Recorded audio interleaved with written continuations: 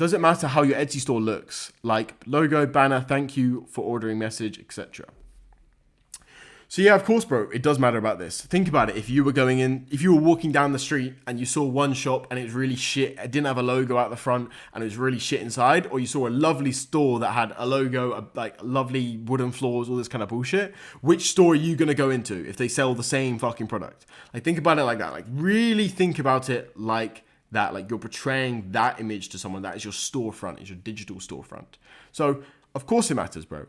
I'm not saying that you have to spend hours upon hours upon hours designing the perfect logo, the perfect banner, the perfect this, but you do need that basic stuff to actually get conversions, especially if your store is brand new.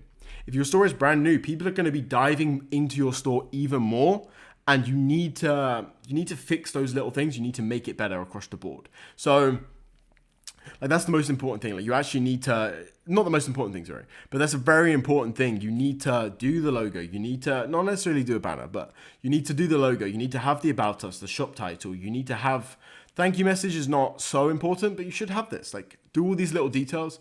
They don't take much time to do, and they will increase your conversion rate.